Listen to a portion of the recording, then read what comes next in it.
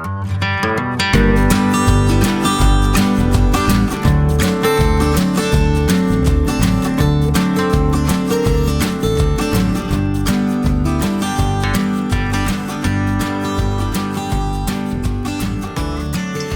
hello everybody and welcome.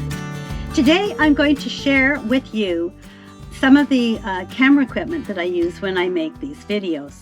I have accumulated some gear over the last 4 years that I've been using YouTube. But when I first started, this is what I used. I only used my phone. Like a lot of hobbies that people pick up, it isn't long before you've accumulated more tools. Now, I am not a professional photographer, but fortunately, there's a lot of tutorials on YouTube these days, and that's how I learned any of the little bits that I do know, and I know actually a very little bit about this whole process. But I'm going to just share some of that with you over the next few minutes. The cameras that I use the very most and have done over the last 3 years, 3.5 years, was an action camera, and I have 2 different types. The one that I originally had was a GoPro 10. I used that for almost everything for quite a while. That plus augmented with my phone. I recently purchased a new DJI Osmo Action 5 because quite often I find that I could do with 2 cameras going at the same time, especially when I'm doing things with the canoe. As my older GoPro was fading, I received a new GoPro, and it is a GoPro Black 13. The plus with the new one is that the batteries are much more efficient and last a lot longer.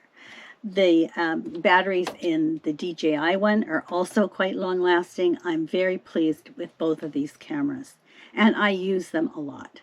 I'm going to show you some examples of how I use the action camera. It's very, very versatile. They have great stabilization. For people who can't hold the camera still, they're excellent at keeping the picture stable. And they have lots of adjustments on them, many which I am still learning and exploring and experimenting with. So they are a very versatile camera that have a good quality lens and can shoot in 4K and provide many of us with really suitable shots for our videos. One of the other things that I use occasionally is my drone. This is a little DJI Flip, it's called, for obvious reasons, and it's really more of a beginner drone. I've never flown a drone, and I'm not really familiar with using toggles. Like many people who play video games are really good at using the toggle system to move things on screen, which is very, very much similar to how you use and move the drone. So using the drone for me is quite experimental and a little bit nerve-wracking, but I have used it on occasion. I don't need a license to use this drone. It's very light, and but there are many, many restrictions for where you can fly drones. And as I'm often in national parks, provincial, territorial parks, there are no drones to be used in so many of the public areas that, and that's often where I am. And so it's very seldom that I actually do use this. But there have been occasions that I've used it, and I've been very, very glad that I did, because I was able to get some shots which I couldn't have gotten otherwise. So it is very handy to have, and I look forward to continuing to use it and to become more confident with using it and not be so anxious that I'm going to crash it into something. This is my latest acquisition, and it is a Nikon P1100. The main reason for having this camera is so I can take close-ups of wildlife, get in closer to wave action, expand what I can include in videos. and be able to share them with you in a clearer way than I can with the cameras that I presently have. This camera has an amazing telescopic lens.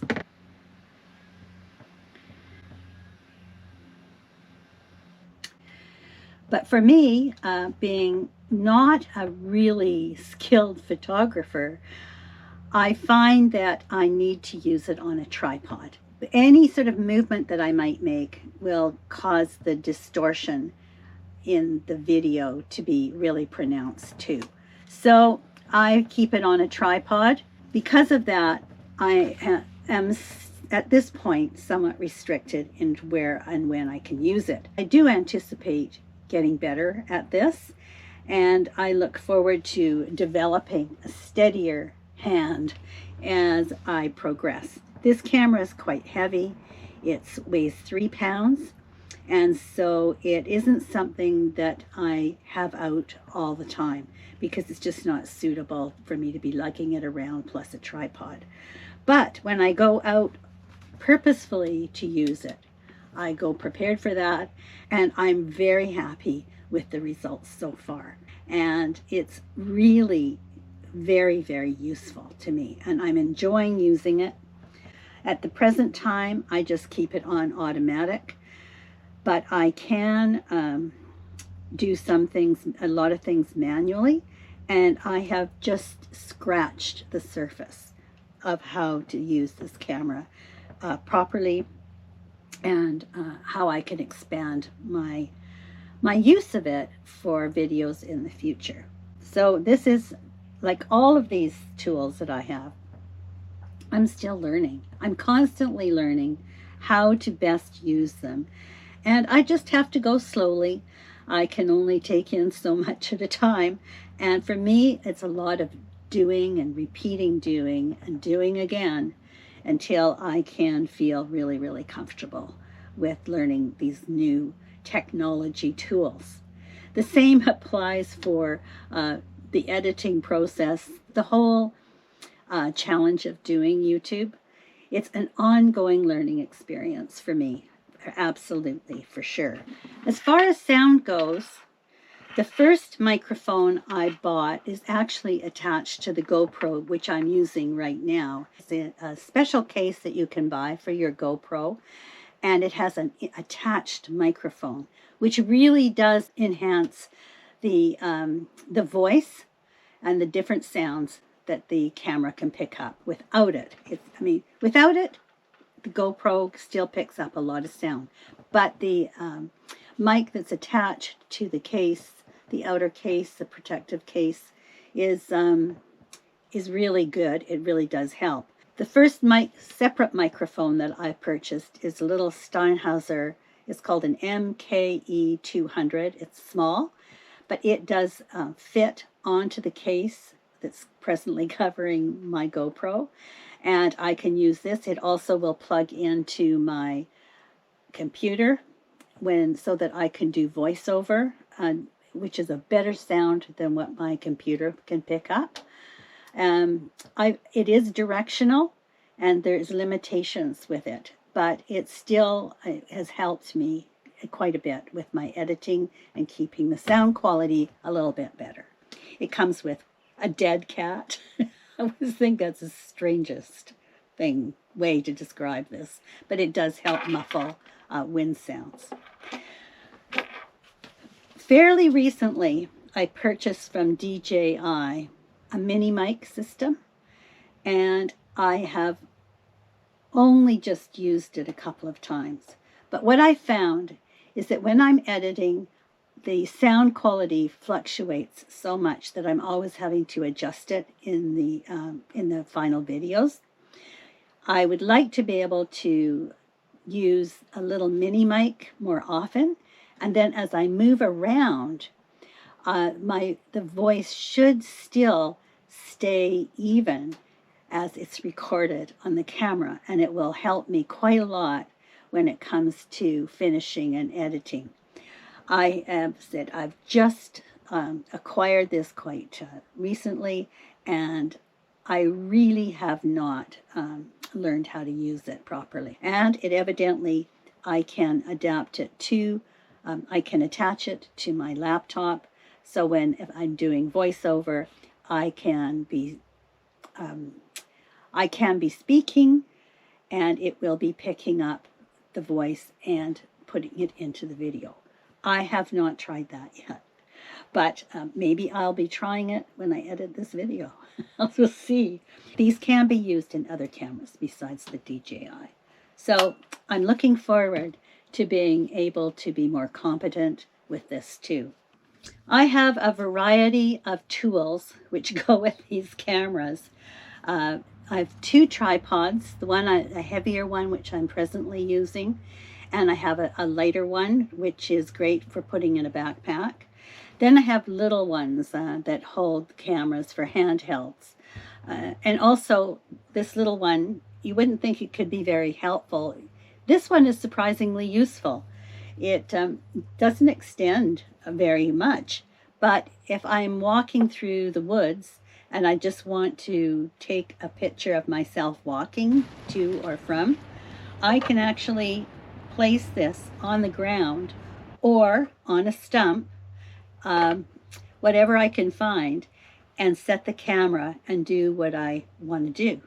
It's actually quite versatile, and it hardly weighs anything. So this is something that could be used, I would like to use with backpacking.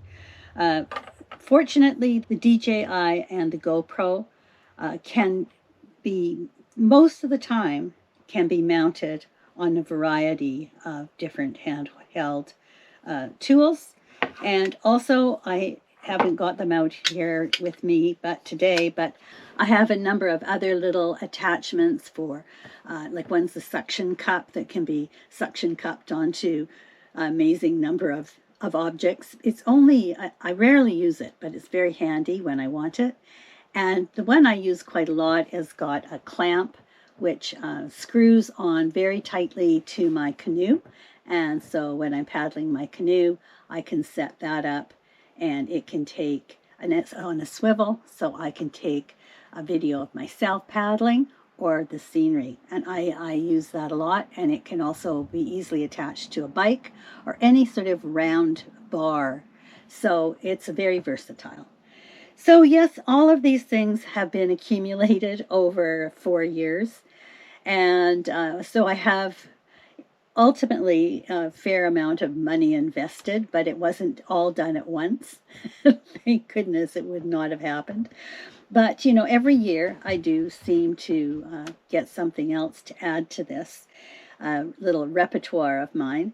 And I'll be taking some of these things, but not the drone, on the upcoming trip to Iceland. There's a lot of restrictions around drone use. It's not worthwhile taking, but I hope to be able to use the drone again this summer from time to time. So basically, this is it. There's batteries and chargers and an array of cords that also accompany me wherever I go, plus battery packs so that I can charge all these things up, because I'm not always plugged in and have electricity, that's for sure. The battery system in the van is limited for sure. It's an old van. It doesn't have a fancy battery system. So yes, and then I have cases for these cameras. So that's really what I'm using, a surprising number of different things. But if I can make a video that's acceptable to you with no experience at all in photography, any of you can do this. It just takes a lot of time for me to learn and practice, but it can be done. And really, the first number of videos I did were all done on my phone. And a lot of people use just only their phone. I chose to upgrade to the action cameras, and what really motivated me was when I was going out of my canoe. And I really felt on my canoe, and I was also riding my bike more then.